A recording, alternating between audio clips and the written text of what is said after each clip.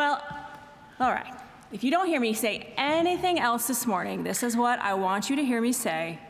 God's purposes are prevailing. God's purpose. In fact, go ahead and turn. You might have to, your chapel buddy is maybe some of you are missing your chapel buddies this morning. So you're going to have to call to someone across a few streets. But maybe try it this way. Use Chap Wilson's booming preacher voice and say, God's purposes are prevailing. Do that real quick to someone around you. I love it. I love it.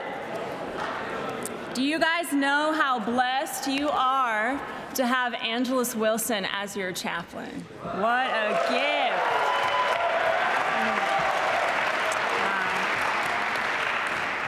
God's purposes are prevailing this morning in the world today.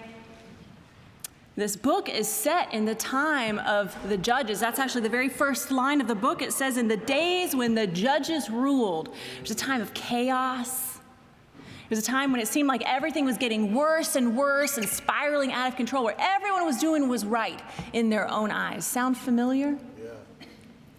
And yet we see in the book of Ruth that God's purposes were prevailing. Okay, to illustrate this point, I want to put a picture up on the screen. I want you to take a look at it with me. Does anyone recognize what that is? Okay, I'm going to give you a little clue. This is from a landmark right here on Wheaton campus that you are probably very familiar with. Anyone have any guesses? All right, go ahead and take us to the zoomed out picture. It's your mastodon in am I saying it MySci? Yeah. The Myers Science Center. Okay, I've got one more for you. Take a look at this next picture. Who knows what this is? This one's maybe a little easier. I don't know.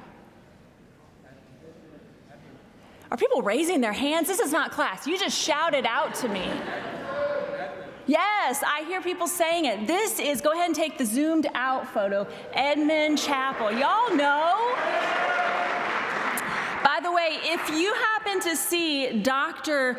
Bradley McNeil at some point next day, he took a bunch of photos like this all over your beautiful campus, zoomed in and then zoomed out. Super fun. He did an amazing job. Tell him thank you for doing that. But it illustrates this point that we need this bigger context to give the details meaning. When I showed when that first picture went up, you had no idea what it was. And then as soon as we zoomed out and you could see the larger context, all of a sudden, there's this moment of recognition where you recognize exactly what that is. Many of you have walked past it many, many times. This is true in our lives. We need the bigger context to give the details of our life their meaning.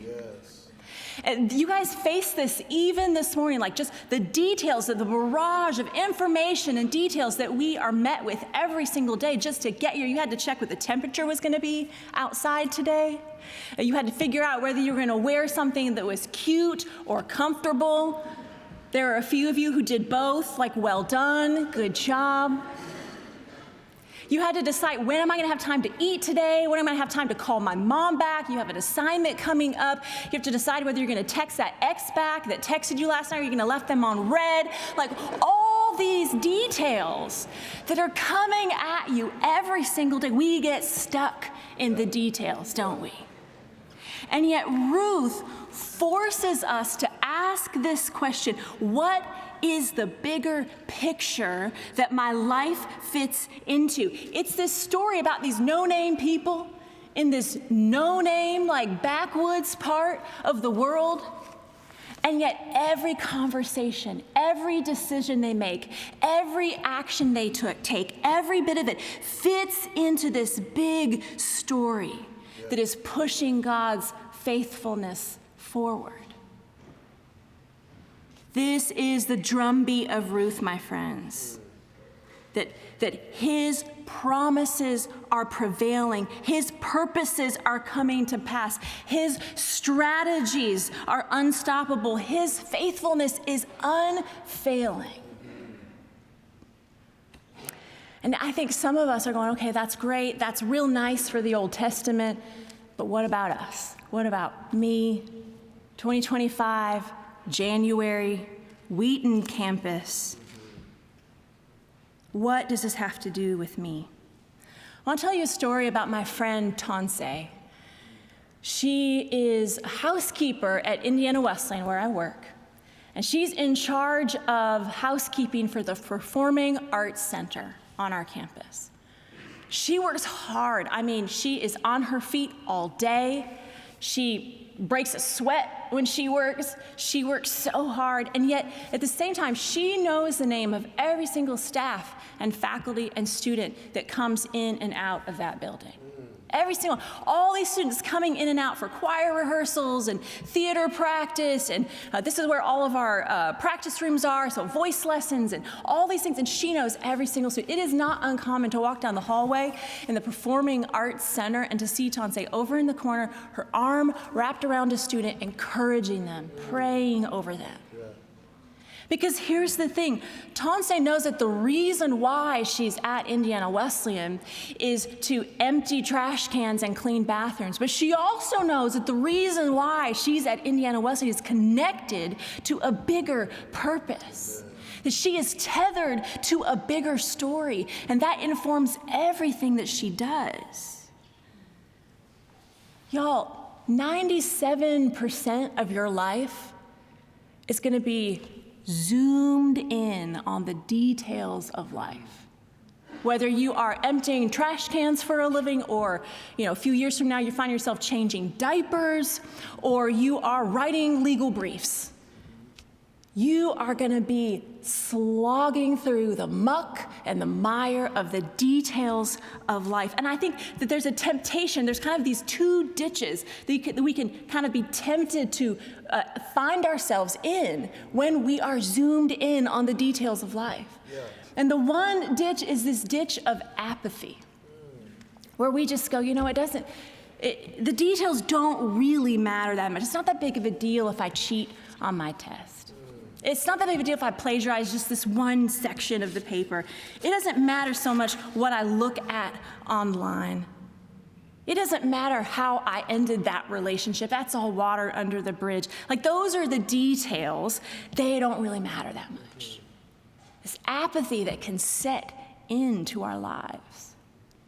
But I think just as dangerous is on the other side, this other ditch, which is the ditch of overwhelm, where we actually put too much emphasis on the details, where it becomes too important to us how much money we make, or what internship we get, or what job we get when we graduate, or the grade that we got in that class, or what our relationship status is, or maybe even we get so offended by every little thing because we're so caught up in the details. The details matter too much.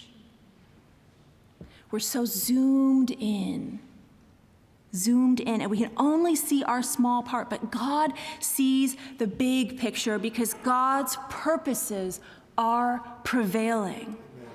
What if we believed, not just with our head, but with our whole life, what if we actually believed that we are a part of God's story of redemption for the whole world? How would we live differently? We've got Ruth and Boaz, and we know that they had this very particular part to play, this unique role in God's story of redemption. We're like, that's great for them, but what if God has an equally unique and particular role for you to play in his unfolding story of redemption? How would you live differently? How would that impact the details of your everyday life?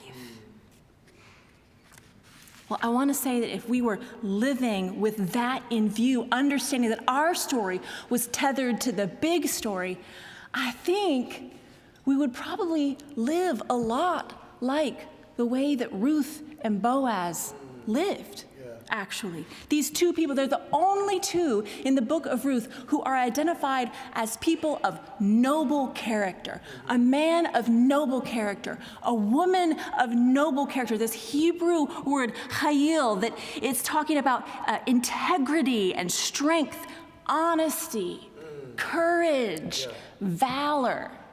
This is how they are described in this book. So I want to take a few minutes.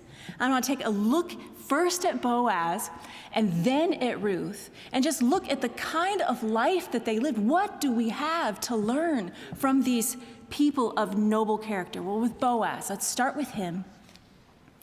Boaz teaches us to walk the noble way. Yes. To walk the noble way. His life was small obediences, one piled on top of the other. When Ruth shows up in his field, he has already been practicing Levirate law, the Mosaic law. Like this, you have to remember, this is a time of the judges. Nobody's asking him to do this. No one's holding him accountable. He's leaving the edges of his field open so that poor people, the people who didn't have anything to eat, could come and they could glean and they could get food. Yeah. No one's telling him to do this. No one's asking him. He's just doing it because it's the right thing. And then Ruth shows up and he makes sure that he says, don't go glean in other fields. Stay in this field. I'm going to make sure that you're safe. This was, gleaning in the fields was risky business for a vulnerable woman. Here is this man who placed his influence, his privilege, his power on the side of the vulnerable over and over again. And he took Ruth as his wife. And I think that we don't even understand the weight of this for him. Like, this was not a romantic decision for him. This was an incredibly costly decision, actually. Yeah. Like, we're not going to get into all the specifics of like the ancient Israelite law, but for Boaz to take Ruth as his wife, all the land that came with her did not belong to him. It belonged to Elimelech's descendants. Any of the produce, even the back produce, like anything that land had made over the last 10 plus years that Naomi had been gone to Moab, all of that goes to Elimelech's descendants. There's immediate cost to him. Yeah. Any children that Ruth has don't belong to him. They are not his children. They are Elimelech's children. This is what the kinsman redeemer did. So I'm just going to tell you, the ROI on this, the return of investment, was not good. This is why the kinsman redeemer standing in line in front of Boaz was like, no, thank you, you can have her. Because he knew this was not a good deal. And yet Boaz still shows up and he does the right thing. He's a man of noble character. And I think he had this moment on the threshing floor. There was a moment of huge decision for him. And if you look at the text, it was an easy decision. It's like he didn't even have to blink. He didn't have to think about it. He knew what the right thing was to do, because I think he had made 10,000 small, obedient decisions before that. It made that decision so easy for him. Friends, you are going to have a threshing floor moment sooner than you realize. And the decisions that you are making today, tomorrow, these are preparing you for your threshing floor moment. Will you be ready to make the right decision, to be a person of noble character? I'm telling you what, we need a generation who will rise up, who will be people of noble character, people of integrity, who will say, no, the bare minimum is not going to work. Cynicism will not do. I'm not just going to do the right thing when people are watching and ready to pat me on the back. I'm going to do it because it's the right thing. A generation of righteousness. And I just want to say, I am sorry for my generation and the ways that some of the leaders in this generation have not been godly examples to you. Amen. There are some of you who are having, like, this generation in some ways is going to have to figure this out. But we have the example of people right here on your campus. You have the example of people like Ruth and Boaz. Okay, let's talk about Ruth for a moment. Ruth was also a woman of noble character. Man, she was a risk taker. Yeah. Do you see that in the text? The way that she took risks over and over again. She left her homeland of Moab, everything she knew, in order to follow her mother-in-law to a land that she had never been. She said, your God will be my God. Your people will be my. There's a conversion moment for Ruth in that moment, and she did not look back. She got to Bethlehem, and she started gleaning. And I don't think we even understand the pride that she would have had to set aside to do that. This is what the poor people did. And here she is, getting up, doing back-breaking work from sunup to sundown, putting herself in harm's way because she was doing the right thing. She was taking these risks. And then, of course, we know that moment on the threshing floor where she took this huge risk and she put herself out there. And I think this is really a moment where Ruth begins to find her voice, where she says what she wants. Because it's interesting, if you look at the text, Naomi gives her all these instructions. You need to put perfume on, you need to look cute, you need to go down to the threshing floor, you need to sit there, wait at his feet. And when he wakes up, Naomi says, he will tell you what to do. And so Naomi's like, yes, everything you say I will do. She goes and she sits at his feet. She waits for him to wake up. He wakes up, and instead of waiting for him to tell her what to do, she tells him what to do. Right. She says, spread your wing over your servant, for you are a redeemer. This was symbolic claim to marriage. Yes. This was her saying, it is your duty to marry me. This was a huge risk for her to take. I remember being 15 years old, taking a risk of my own. This was back when we didn't text. I actually had to pick up the phone and call the cute boy in my youth group named Jeremy and ask him to come with me to the Valentine's Day banquet at my church. Yeah. He said yes. We sat next to each other at the Valentine's banquet, and I don't think we said one word to each other the whole time. We were both too nervous. We didn't know how to talk to each other. But it was a risk worth taking. 25 years later, we are married, 4 children. We're doing great.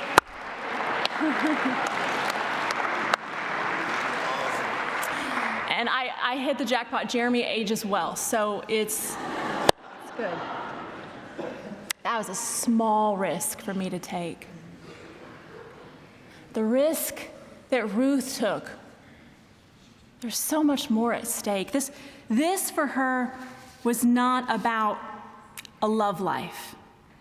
She knew in that moment that her story was connected to a bigger story. Yeah. That somehow she didn't have the whole picture, but she knew that God was somehow moving his purposes forward from one generation to the next.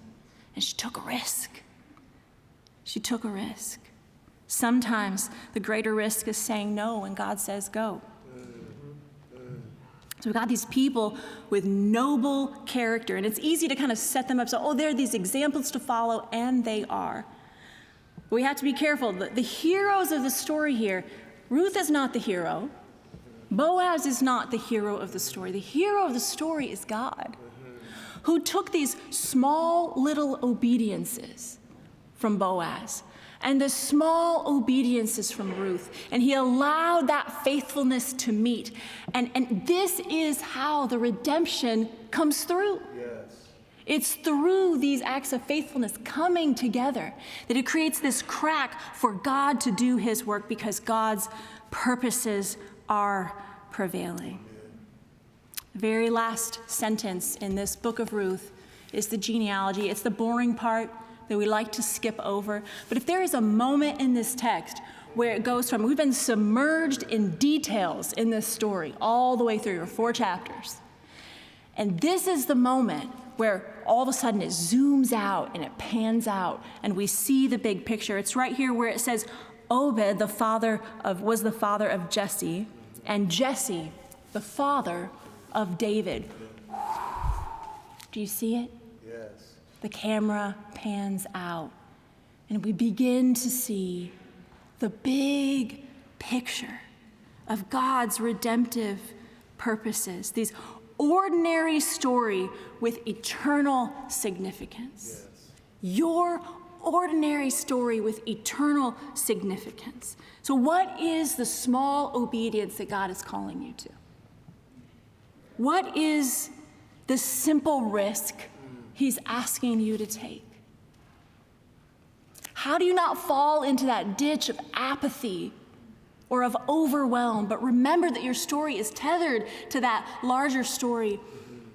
Not that long ago, my son Ty, he was in 5th grade at the time. He comes home from school and I say, "How was your day today, Ty?" He's like, "Oh, it was great." "Anything happen?" "Nope." "Okay, cool." That's how most of our conversations come when he comes home from school.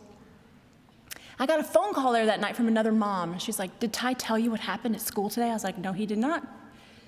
She proceeds to tell me that her son was being bullied by this kid at lunch. And it was escalating, and it was escalating, finally to the point where this kid hits her son across the face. His glasses go flying and skidding across the floor. And at that point, that's the moment when Ty stands up. You have to know, my son, he's little for his age. He's tiny. And some of these 5th graders are like grown men, okay? And Ty stands up and he says, "You can't treat my friend that way. I'm going to have to tell the principal what you're doing." I was talking to Tyler that night. I was like, "Man, I'm so proud of you. Like, were you scared to do that?" And he goes, "Yeah, I was so scared, Mom. But I remembered what you told me. That courage is doing the right thing even when you're afraid." My Lord. I was like, "I said that?" All right. Friends, it's about doing the right thing, even when you're afraid, even when no one is watching, even when no one is asking you to do it or expecting you to do it, even when it costs you something, even when no one is there to pat you on the back. This kind of faithfulness is costly. Yes. Are you willing to bear that cost? Guess what? There is a descendant within this same family line who said, "Yes, I am willing to bear the cost. Father, not your will, but mine be done." Do you see it? How your small story fits into the biggest story ever known, that God's purposes are prevailing. Let me pray for you. Oh God, I pray for these students. I pray for the details of their life. I pray that these tiny acts of sacrifice that they make in obedience to you, that just like Ruth, just like Boaz, the way that their tiny acts of sacrifice literally pave the way for your ultimate sacrifice that you made for us. You made for all of humanity on the cross. Help us to join you in this good work. In your name, amen. Amen. Go in peace.